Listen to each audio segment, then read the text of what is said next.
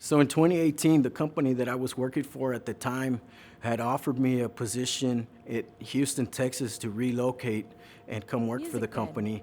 I saw it as an opportunity for a fresh start and an opportunity to continue providing for my family. When I got saved, there was a time where I became discouraged and I took a different route and I began to stray from the things of God, alcohol and drugs. I believe that those decisions that I would make would ultimately start making an impact at home. And I knew that Jesus was the answer because I'd accepted him.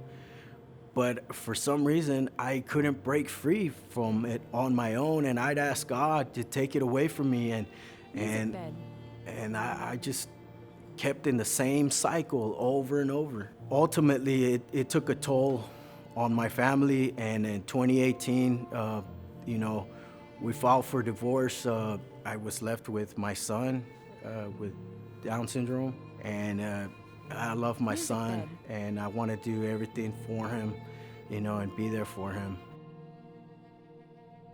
I was actually at one of the youth nights that I'd attended, and Pastor Nick gave the altar call, and I'd come forward and I'd surrendered, to Christ, But Pastor Joel would give the invitation, and I would answer it every time, and I would repeat the prayer every time. I was like, I want to make sure that I'm saved, double saved, triple saved, So many negative things had been spoken over my life that for once in my life, somebody was speaking royalty over my life.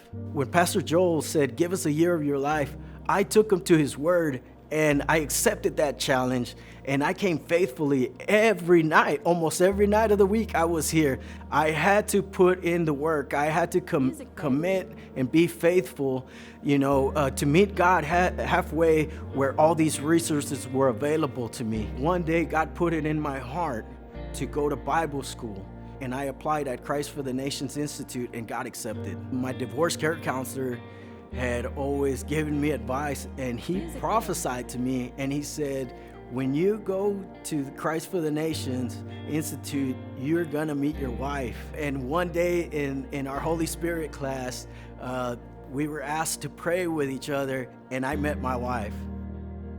That morning that I met him, I had been in prayer, and I was asking the Lord to tell me what his heart was. I wanted to know what he wanted me to do. And I heard clearly, he said, love my people.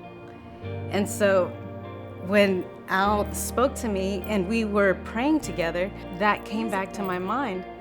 And so I thought to myself, okay, this is my opportunity to just be nice and have a good conversation. And so that's how I met him. It just went from there. I was really glad that he was already just healing. Mainly, I think there had to be a lot of healing before he could step into another season. And I think that was really important.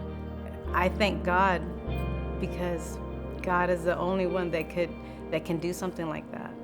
That can turn somebody's life around like that. I challenge you to take Pastor Joel's challenge, to dedicate a year of your life, and you're gonna see the amazing things God's gonna do in your life, not only in your life, but in the life of your family, because they will see the things that God has done and will continue to do.